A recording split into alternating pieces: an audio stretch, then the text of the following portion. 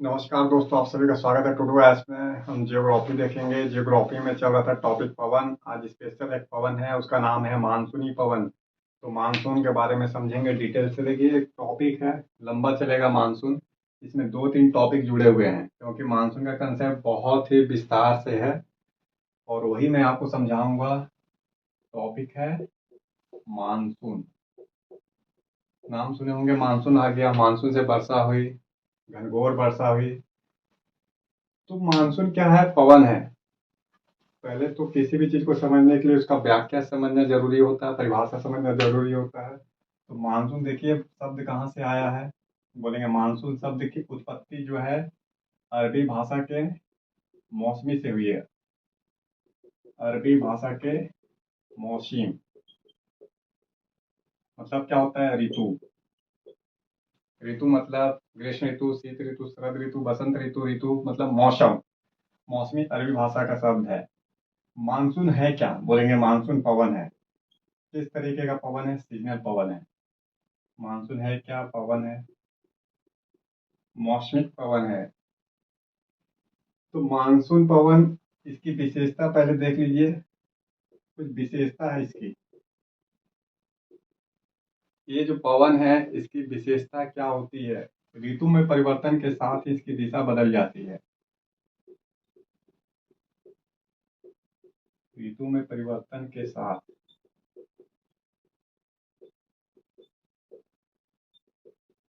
दिशा क्या होती है? बदल जाती है। अर्थात 6 महीने समुद्र से स्थल की ओर और 6 महीने स्थल टू समुद्र की ओर। 6 6 महीने से चली, 6 महीने समुद्र से स्थल की ओर चलती है और 6 महीना फिर स्थल से समुद्र की ओर चलती है। जैसे ऋतु में परिवर्तन होता है, वैसे ही इसकी दिशा बदल जाती है। तो ऋतु में मेन दो ऋतु को लिया जाता है, ग्रीष्म ऋतु और शीत ऋतु। तो ग्रीष्म ऋतु में चलने वाला मानसून या तो शीत ऋतु में चलने वाला मानसून। तो दो तरीके के मानसून है, इसको पढ़ना है आपको। फिलहाल ये समझिए, इसकी पहली विशेषता है कि ऋतु में परिवर्तन के साथ इसकी दिशा बदल जाती है। सेकेंड नंबर पे, परिवर्तन क्यों होते हैं, दिशा क्यों बदलती है इसकी? परिवर्तन का कारण बोलेंगे स्थल व जल में, स्थल व स्थल व जल का तापमान जो होता है, इसमें अंतर।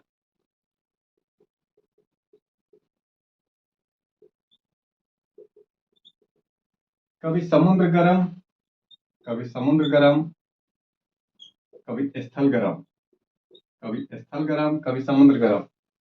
इन दोनों के तापमान में अंतर आने के कारण ऐसा होता है। तो परिवर्तन क्यों हुआ? दिशा में परिवर्तन किस लिए हुआ? दिशा में परिवर्तन का कारण स्थल और जल के तापमान में जो अंतर आ रहा है। कभी समुद्र गर्म हो रही है तो कभी स्थल गर्म हो रहा है। थर्ड नंबर पे, वर्षा किससे होती है? किस मानसून पवन से होती है? वर्षा हमेशा ग्रीष्मकालीन मानसून से होती है।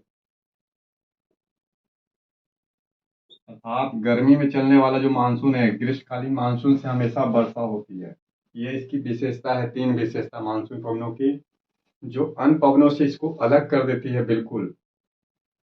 क्या क्या बोलना है कि ऋतु परिवर्तन के साथ ही मानसून पवनों की दिशा बदल जाती है। इस बदलाव का कारण जल और स्थल का तापमान जो है, इन दोनों के बीच का अंतर है। कभी स्थल गर्म, कभी जल गर्म, कभी जल गर्म, कभी स्थल गर्म। फिर वर्षा किससे होती है? ग्रीष्मकालीन मानसूनी से वर्षा होती है। अर्थात ग्रीष्म काल में जो मानसून पवनें चल रही है, वर्षा उसके साथ होती है। अब मानसून हर जगह विकसित नहीं होते। हर जगह विकसित नहीं होते, हर क्षेत्र में या हर जगह।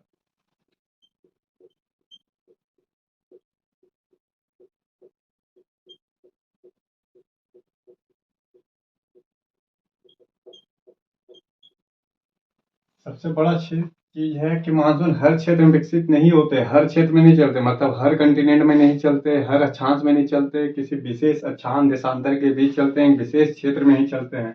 ऐसा किस कारण से है? तो इसके कुछ कारण है। फर्स्ट नंबर पे बोलेंगे वायुमंडल परिसंचरण। वायुमंडल परिसंचरण, एटमॉस्फेरिक सर्कुलेशन है, ये अलग से ऑप्शनल में। लेकिन फिलहाल आप ये समझिए कि ऊपरी वायुमंडलीय दशाएं जो हैं, इनको बोला जाता है वायुमंडल परिसंचरण। इस कारण से सेकेंड नंबर पे बोलेंगे जो महाद्वीप है, महाद्वीप की आकृति और दिशा।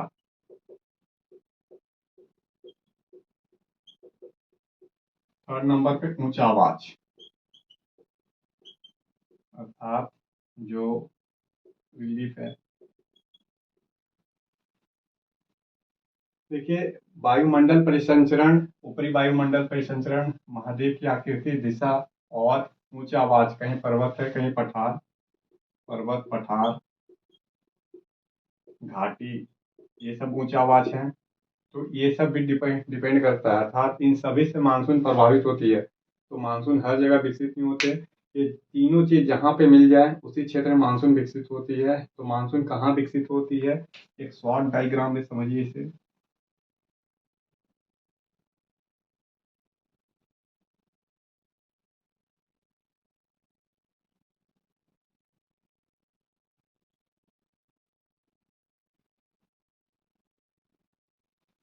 इस वाले सेक्शन को मैं इरेज कर रहा हूँ।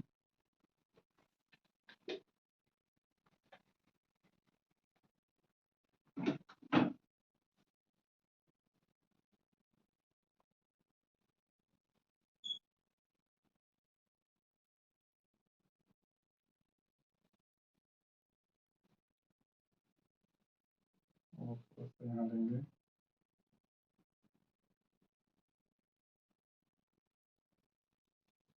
देखिए, यहाँ पे ऐसे करेंगे, मानसून वाला क्षेत्र है, कहाँ तक जाएगा ये, तो नीचे लिखेंगे ये 20 डिग्री से लेके और यहाँ चलेंगे 40 डिग्री अक्षांश तक, अर्थात 20 डिग्री अक्षांश से लेके 40 डिग्री अक्षांश तक चलेंगे। और इस साइड में कहाँ तक जाएगा, तो आपका आगे अफ्रीकी कंटिनेंट तक है। थोड़ा सा अगर और आगे बढ़ा दूं मैं इस साइड में,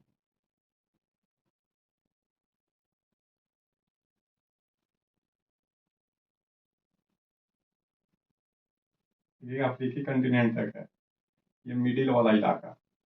अब थोड़ा सा और डायग्राम बढ़ गया, बनाने अच्छे से बना लेते हैं।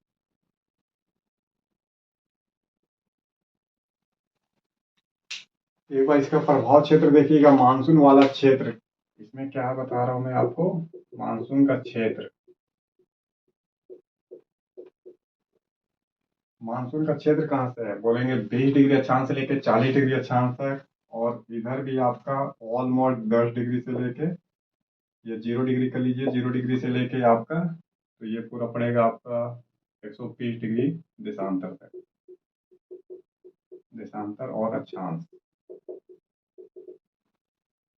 ये मिडिल वाला पोर्शन पूरा मानसून से प्रभावित है, अफ्रीका का। इसके साथ पाकिस्तान, भारत, ये हिमालय है, ऐसे करके चलेंगे, पूरा मानसून से प्रभावित क्षेत्र है। ये जो रेड आपको मार्क दिखाई दे रहा है, मानसून का प्रभावित क्षेत्र है, ये जापान है, ऐसे। तो आपको क्या दिख रहा है, 20 डिग्री अक्षांश से लेके 40 डिग्री उत्तरी अक्षांश तक, अर्थात ये दक्षिण अक्षांश है, ये ऑस्ट्रेलिया है, रफ मैप है। तो ये मानसून का क्षेत्र है। इसका मतलब जो बच रहा है इसके ऊपर, अगर साइबेरिया चले जाए, कनाडा चले जाए, और इसके साथ अगर आप चले जाएंगे ब्राजील, अर्जेंटीना, तो उस साइड आपको मानसून पे, मानसून नाम का चीज नहीं दिखाई देगा, मानसून से प्रभावित क्षेत्र नहीं रहे। तो मानसून का विशेष प्रभावन इस तरीके से दिखाई दे रहा है। इसमें भी सर्वाधिक प्रभावित क्षेत्र अगर सर्वाधिक है तो बोलेंगे ये दक्षिण एशिया और आसियान।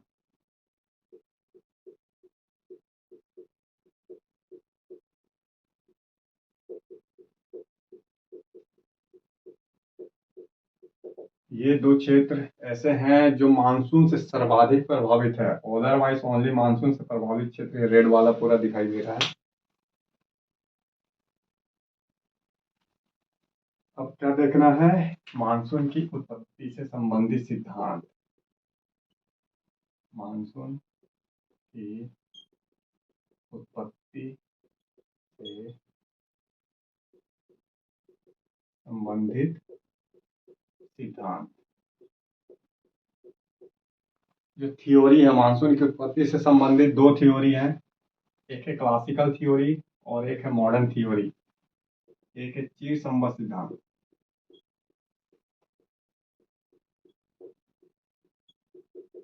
इसको बोलते हैं क्लासिकल थ्योरी, और ये है आधुनिक सिद्धांत।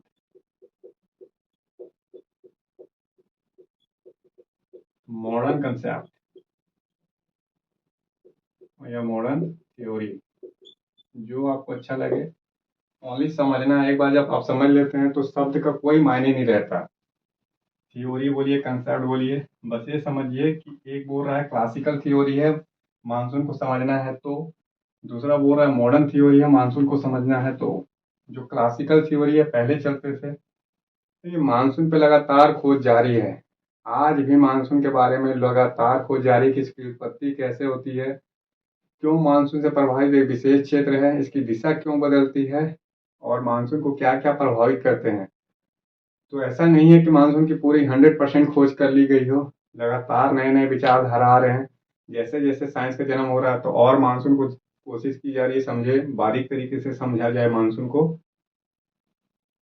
वैसे भी करंट में जलवायु परिवर्तन का प्रभाव है, तो कहीं मानसून अधिक मजबूत हो जा रही है, कभी कमजोर हो जाती है। किसी वर्ष अधिक स्ट्रांग है, किसी वर्ष कम स्ट्रांग है, कभी अधिक वर्षा, कभी कम वर्षा, कभी किसी क्षेत्र में अधिक वर्षा, कभी किसी क्षेत्र में कम वर्षा। तो ऐसा नहीं है कि मानसून को समझ ही लिया गया है। फिर भी दो अभी तक जो अवेलेबल कंसेप्ट है, classical concept and the modern concept.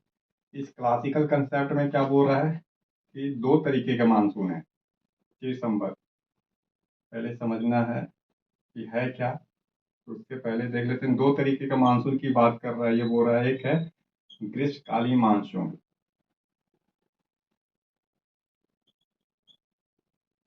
Monsoon पवन है, ये याद रखना है आपको। तो मानसून कभी ये मत बता दीजिएगा समुद्री धारा है मानसून। बोल रहा है क्लासिकल थ्योरी जो है दो तरीके का मानसून है, एक ग्रीष्मकालीन मानसून है, एक शीतकालीन मानसून है।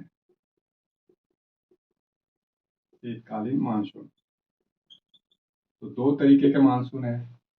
कारण क्लासिकल थ्योरी में है कि स्थल और जल का गर्म होना, स्थल और जल के गर्म होने के कारण तापमान में अंतर के कारण क्या रहता है, तो मानसूनें चलती है। इसको हम देखेंगे, आज इसी को देखना है। उधर भी देख लीजिए थोड़ा सा कि आधुनिक सिद्धांत में कौन से कंसेप्ट हैं। इसमें भी दो कंसेप्ट हैं, एक है वायु राशि का कंसेप्ट, वायु राशि कंसेप्ट, और जेट स्ट्रीम का कंसेप्ट। जेट स्ट्रीम कंसेप्ट मतलब क्या है, विचार। इसमें भी दो कंसेप्ट है मॉडर्न थ्योरी में। एक वायु राशि का कंसेप्ट है, क्या मानसून वायु राशि के कारण बन रहे हैं, कि मानसून जेट स्ट्रीम के कारण बन रहे हैं, किस कारण से मानसून बन रहे हैं, उसकी उत्पत्ति कैसे हो रही है। अभी आज का हमको टॉपिक देखना है, ये है चिर संबद्ध क्लासिकल थ्योरी क्या बोलता है, दो तरीके के मानसून की बात करता है क्या, इसको देख लेते हैं ध्यान में। कर लीजिए क्लासिकल या चिर संबद्ध वाला जो कंसेप्ट है पहला, चिर संबद्ध विचारधारा। हाँ थोड़ा चलिए, चिर संबद्ध विचारधारा क्या बोल रहा है क्लासिकल सिद्धांत में, बोल रहा है कि जो अरब के वासी थे, अरब निवासी, इन्होंने 14वीं 15वीं शताब्दी में जो अरब सागर है, ट्रेड होता था भारत का अरब के साथ। तो अरब सागर में एक पवन की खोज की। जो अरब के निवासी थे, ट्रेड करते थे भारत के साथ में, इन्होंने एक ऐसे पवन की खोज की। ये पवन की दिशा 6 महीने समुद्र से स्थल चल रहे थे, स्थल से फिर समुद्र 6 महीने चल रहे थे। इसी पवन को इन्होंने नाम दिया था मानसून। इसमें नाम आता है एक अरब के निवासी सिद्ध अली का, सिद्ध अली। ठीक इसी तरीके से विचार बाद में एडमंड हेली ने दिया। एडमंड हेली कौन थे, अंग्रेज थे, बहुत बड़े अंग्रेज विद्वान। इन्होंने ही बताया मानसून के बारे में। तो दो हो गए, एक तो अरब निवासियों को भी मानसून के बारे में पता था, एडमंड हेली को भी मानसून के बारे में पता था। और ऐसा नहीं था कि 6 महीने की अरब सागर में मानसून पवनें चल रही थी। जो कि पारस देखेंगे प्राचीन काल में भी एक नाम आता है, तो भी मानसून के बारे में जिक्र करता है। तो हिंद महासागर में तो चल ही रहे हैं मानसून।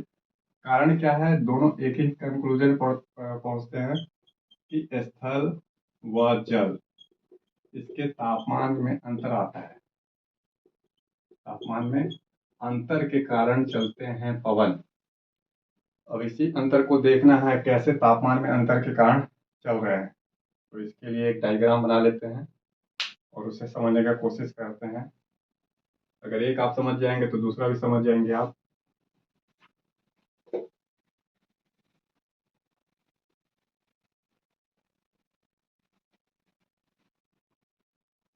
ठीक है, एक सेक्शन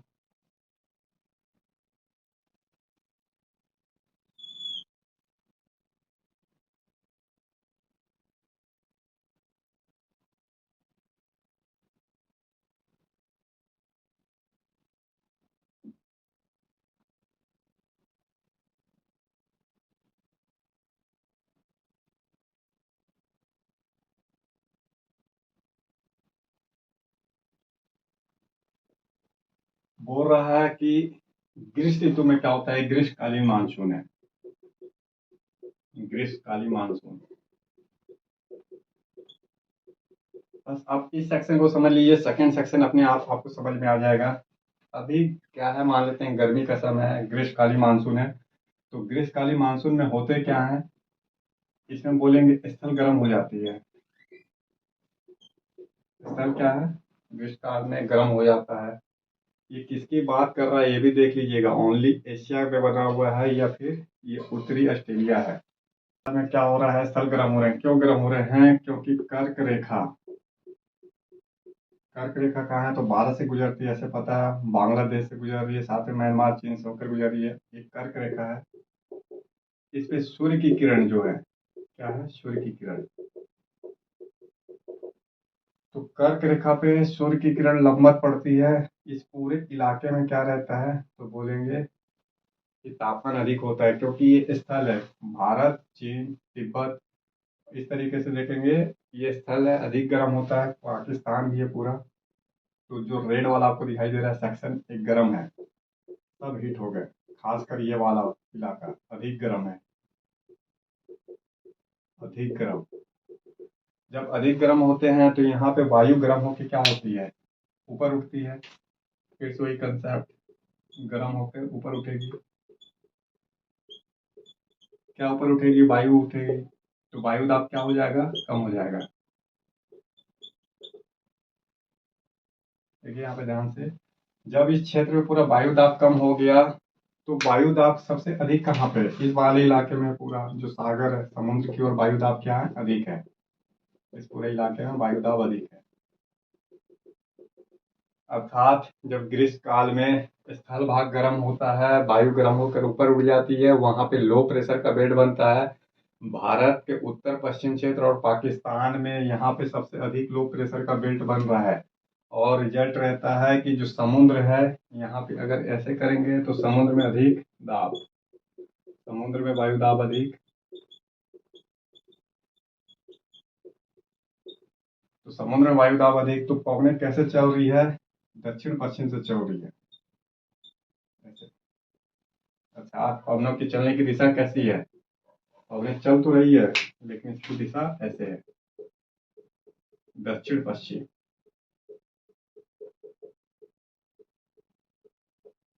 तो इसकी चलने की दिशा पवन की ऐसे है, ऐसे चल रही है।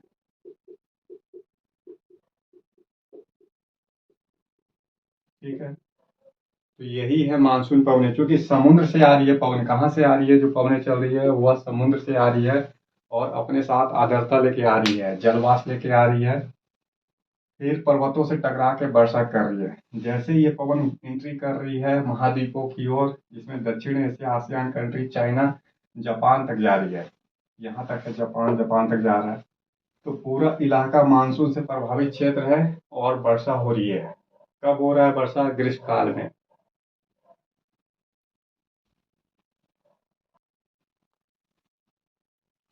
एक बार फिर समझ लीजिए टोटल क्या हुआ, कि अरब के निवासी को पता था मानसूनों के बारे में 14वीं-15वीं शताब्दी में। इसी तरीके से एडमंड हिलेरी जो ब्रिटिश विद्वान थे, इन्होंने बताया मानसून के बारे में, जो स्थल है जल है, दोनों के तापमान में अंतर के कारण 6 महीने पवने स्थल से समुद्र की ओर, 6 महीना पवन स्थल से समुद्र और समुद्र से स्थल चलते हैं। एक सेक्शन काटेंगे आप जो मानसून का क्षेत्र है। ग्रीष्मकालीन मानसून क्या होता है तो बोलेंगे स्थल गर्म हो जाते हैं ग्रीष्म ऋतु में। क्यों, क्योंकि कर्क रेखा पे सूर्य की किरण लंबवत पड़ती है, फलस्वरूप पूरा भूखंड जो है वो गर्म होता है। क्योंकि भूखंड पहले अर्थात लैंड पहले गर्म होता है, समुद्र बाद में गर्म होता है। तो पूरा जो लैंड है उसकी वायु गर्म हो जाती है, वायु गर्म होकर ऊपर उठती है, हल्की हो जाती है, ऊपर उठती है। वहां पे कम वायु दाब का क्षेत्र बनता है। इसके विपरीत समुद्र में अधिक वायु दाब बनता है। तो पवनें कैसे चलती है? पवनें हमेशा अधिक वायु दाब से कम वायु दाब की ओर चलती है। तो कम वायु दाब पवन कैसे चलेगी? अधिक वायु दाब से कम वायु दाब की ओर। तो समुद्र पे अधिक वायु दाब है और अधिक वायु दाब से कम वायु दाब की। ये मुड़ क्यों रही है? तो कार्योलेसिस फोर्स के कारण मुड़ती है। तो दक्षिण पश्चिम से आ रही है। इसी कारण से इसे दक्षिण पश्चिम मानसून पवनें कहा जाता है ग्रीष्म काल में। अब इसी सेक्शन को अगर और देखेंगे तो इसमें क्या टाइम पीरियड रहता है? जैसे देखिएगा इसमें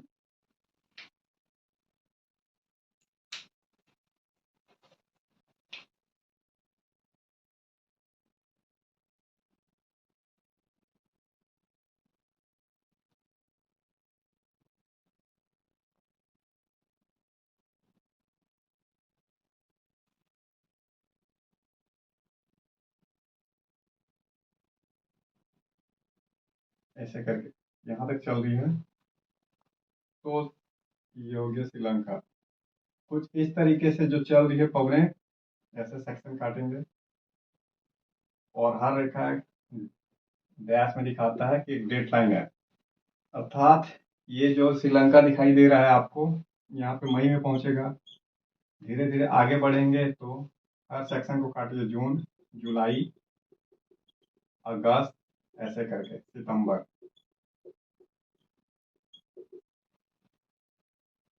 तो वो मानसून धीरे धीरे आ रही है और ऐसे करके पूरा चलते चल रही है।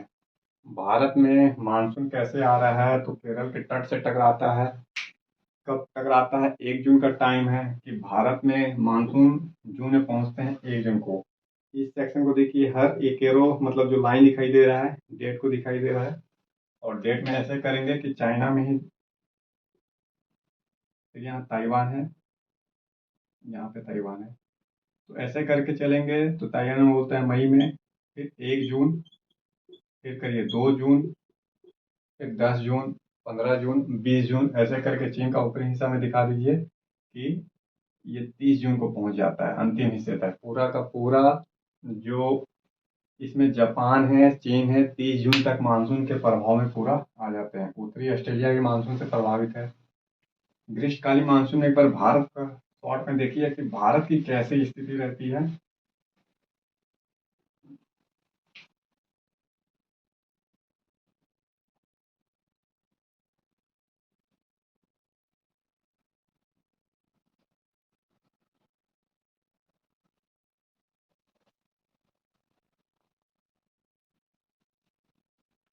भारत का क्या देखना है?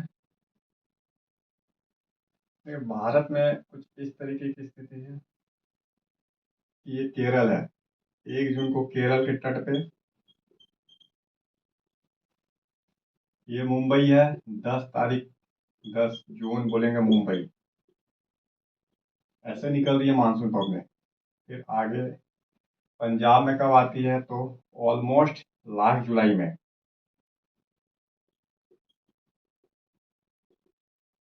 और आपका जुलाई का प्रथम वीक रहता है दिल्ली, उसके बाद धीरे धीरे आगे बढ़ती है। तो नीचे में श्रीलंका है, श्रीलंका में मई में कर लेंगे। तो मानसून पवनें अरब सागर से आ रही है भारत के इस वाले क्षेत्र में और ऐसे करके निकल रही है फिर बंगाल की खाड़ी से भी। तो ग्रीष्मकालीन मानसून ये है आपका भारत का पूरा क्षेत्र जो है ग्रीष्मकालीन मानसून के प्रभाव क्षेत्र में रहता है। लेकिन कुछ क्षेत्र हैं जहाँ पे ये प्रभाव नहीं रहता है, वो बताऊंगा मैं आपको। अब शीतकालीन मानसून देख लीजिए एक बार। शीतकालीन मानसून, इसमें उल्टा कर लेंगे सेक्शन, पवनों का डायरेक्शन ही चेंज कर लेंगे आप।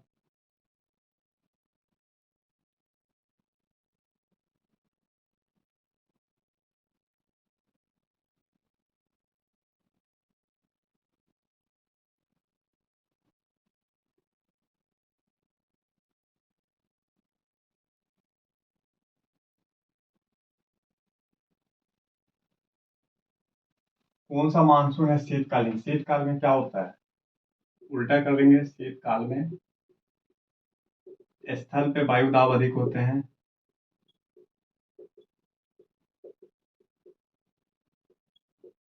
क्यों स्थल पे वायु दाब क्यों अधिक होता है? क्योंकि पूरा लैंड है, लैंड जो रहता है ठंडा हो जाती है, उसके संपर्क की वायु ठंडी हो जाती है, वायु ठंडी होती है तो भार के कारण नीचे उतरती है, पूरा का पूरा इलाके में उच्च वायु दाब रहता है, तो वायु दाब अधिक होता है शीतकाल में स्थल पे।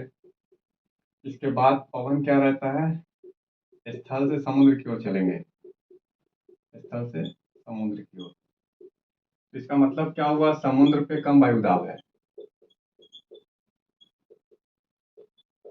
समुद्र वायु दाब कम है, मतलब समुद्र गर्म है। उल्टी स्थिति आ गई है शीतकाल में, तो पवनें कैसे चल रही है? जो अधिक वायु दाब है उससे कम वायु दाब की ओर चल रही है, ऐसे करके। डायरेक्शन देखिए इसके चलने का। तो स्थल से समुद्र की ओर चल रही है, वर्षा कहाँ करेगी? वर्षा बिल्कुल नहीं करेगी। क्यों नहीं करेगी? क्योंकि स्थल से चल रही है तो आर्द्रता तो ऐसे ही कमी रहेगी।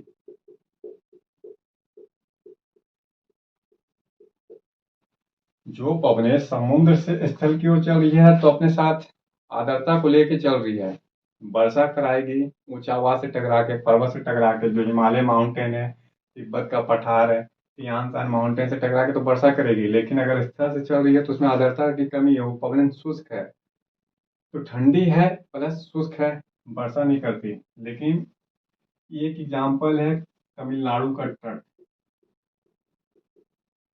तमिलनाडु का तट, यहाँ पे ठंडी में वर्षा होती है शीतकालीन मानसून से। आपको ये याद रखना है, जो तमिलनाडु का कोस्टल बेल्ट है ये वाला, भारत में तमिलनाडु का ये वाला बेल्ट जो है, तमिल का तट, यहाँ पे क्या होता है? वर्षा होती है। किससे वर्षा होती है? तो शीतकालीन मानसून से वर्षा होती है, क्योंकि यहाँ पे लौटते हुए आर्द्रता ग्रहण कर लेती है पवन, जो बंगाल की खाड़ी से गुजरती है। पवन ये गुजर रही है बंगाल की खाड़ी से, तो अपने साथ आर्द्रता ग्रहण कर लेती है, फलस्वरूप इस वाले इलाके में टकरा के लैंड से वर्षा करती है। इसलिए तमिलनाडु में बोला जाता है कि ग्रीष्मकालीन जो मानसून पवन है दक्षिण पश्चिम से आ रही हो तो वर्षा नहीं करती, लेकिन शीतकालीन मानसून अपने वर्षा करती है। इसका कारण है बंगाल की खाड़ी से आर्द्रता लाती है। चलने का डायरेक्शन कैसे? ऐसे है, उत्तर पूर्व, उत्तर पूर्व से चल रही है दक्षिण पश्चिम की ओर। कौन सी पवनें चल रही है? शीतकालीन मानसून पवनें, इसकी डायरेक्शन है उत्तर पूर्व से चल रही है, इस वाले इलाके से। ये है, धीरे धीरे शीतकाल जैसे प्रारंभ होता है, तो इसमें एक बार भारत का सेक्शन फिर से बनाना पड़ेगा आपको। इस वाले को नोट करिएगा तमिलनाडु का, कि तमिल के तट पे वर्षा होती है शीतकालीन मानसून से, कारण है बंगाल की खाड़ी से गुजरती है मानसून पवनें अपने साथ आर्द्रता लाती है, तमिलनाडु के तट पे बारिश करती है। अब इसी में एक बार देख लीजिए सेक्शन में,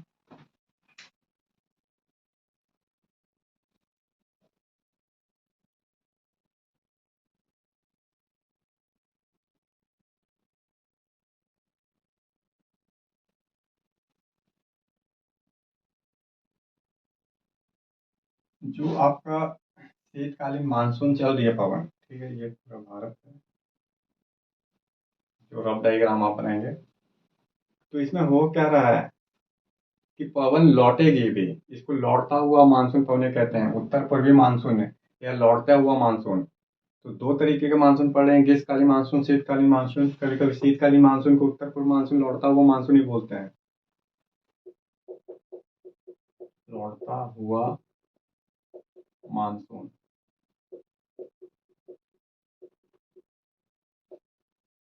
लौट रहा है, वापस आ रहा है, भारत से भी वापस आएगा, धीरे धीरे हट जाएंगे। अब यहाँ पे क्या होगा? मानसून सबसे पहले लास्ट में यहाँ पहुंच रही है, कहाँ पहुंच रही है? पंजाब में। तो पंजाब से पहले लौटना स्टार्ट करेगी और केरल से बाद में लौटेगी। ये भी याद रखना, धीरे धीरे हट रही है, धीरे धीरे ऐसे करके हट रही है। अर्थात पंजाब से पहले हटेगी, केरल से अंत में हटेगी।